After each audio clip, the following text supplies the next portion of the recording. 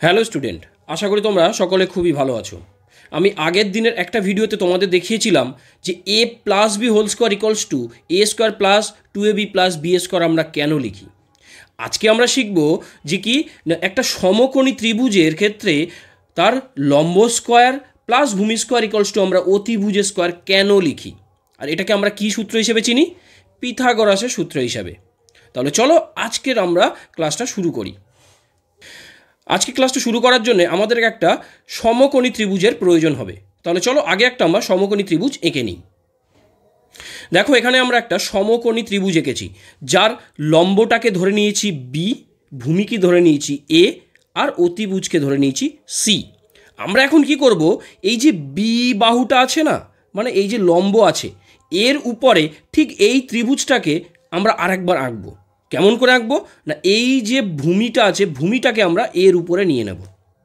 তাহলে চলো আরেকটা ত্রিভুজ আমরা আঁকি। তারপর দেখো ত্রিভুজটা আঁকার পরে ঠিক এইরকম দেখতে লাগবে, যেখানে এই যে এ বাহুর সঙ্গে এই এ বাহুটা সমান করে দিয়েছি আমরা। এরপরে আবার কি করব, এই যে বি বাহু আছে ঠিক তার উপরে আবার আরেকটা এ বাহুর সমান করে এঁকে নেব।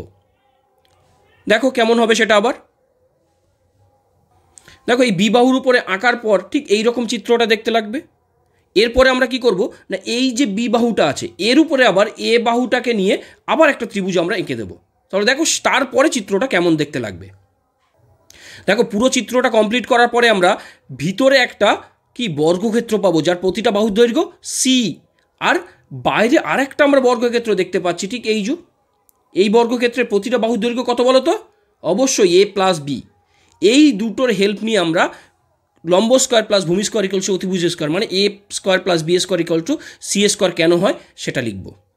তাহলে দেখো আমরা প্রথমে এই যে ভিতরের অংশটাকে একটা কালার দিয়ে নিই, আর বাইরের অংশটাকে আর একটা কালার দেবো। বাইরের মানে এই অংশগুলোকে আর একটা কালার দেবো, আর এটাকে একটা কালার দেবো। দেখো কালারটা দেওয়ার পরে কেমন হবে। দেখো আমরা এখন চিত্রটা থেকে কি দেখতে পাচ্ছি, মূল যে বর্গক্ষেত্র সেই বর্গক্ষেত্রটাকে আমরা 5টা অংশে ভাগ করেছি, যেখানে কি 4টে সমকোণী ত্রিভুজ দেখতে পাচ্ছি, আর কি ভিতরে একটা আছে কি বর্গক্ষেত্র। তাহলে কি হবে, এই বর্গক্ষেত্র আর এই 4টে যে সমকোণী ত্রিভুজ আছে তাদের মোট ক্ষেত্রফল যেটা হবে মূল বর্গক্ষেত্রের ক্ষেত্রফলের সমান হবে। আচ্ছা, মূল বর্গক্ষেত্রের প্রতিটা বাহুর দৈর্ঘ্য কত? এ প্লাস বি, অবশ্যই ভাবে। তাহলে মূল বর্গক্ষেত্রের ক্ষেত্রফল কত? অবশ্যই এ প্লাস বি হোল স্কোয়ার, কারণ কি বাহু স্কোয়ার হয় এই জন্যে। এইবার আমরা কি করব, এই যে ভিতরের যে 5টা অংশ আলাদা আলাদা আছে এদের মোট ক্ষেত্রফল আমাকে বার করতে হবে। তার আগে আমরা কি দেখব, প্রতিটা যে এখানে সমকোণী ত্রিভুজ আমরা এঁকেছি তাদের কি প্রত্যেকটার ক্ষেত্রফল ইকুয়াল, আর তাদের ক্ষেত্রফল কি বলতো? Half a B. কারণ আমরা কি জানি, সমকোণী ত্রিভুজের ক্ষেত্রফলের সূত্র কি? হাফ ইন্টু লম্ব ইন্টু ভূমি। তাহলে এটারও ক্ষেত্র তাই হবে হাফ এ বি। একইভাবে এটার ক্ষেত্রফল কত হবে? Half a B. এটারও তাই হবে হাফ এ বি। আর এইটার ক্ষেত্রফল কত? ভিতরের যে ব্লু কালারের অংশটা আছে সেটা একটা কি বর্গক্ষেত্র, মানে তার ক্ষেত্রফল হবে সি স্কোয়ার, মানে বাহু স্কোয়ার। তাহলে আমরা কি পাচ্ছি, এই যে মূল বর্গক্ষেত্র তার ক্ষেত্রফল যেটা a plus b whole square, তার সঙ্গে সমান কি হলো এই c square plus 4 into half a b. কেন না, সি স্কোয়ার হচ্ছে এই বর্গক্ষেত্রের ক্ষেত্রফল, আর এই হাফ এ বি হচ্ছে 4টে ক্ষেত্রের মোট ক্ষেত্রফল। তাহলে এটা সমান আমরা কি লিখতে পারি? সি স্কোয়ার প্লাস এই 2 দিয়ে 4 কেটে দিলে 2, তাহলে 2ab। আর এদিকে a plus b whole square formula কি লিখতে পারি?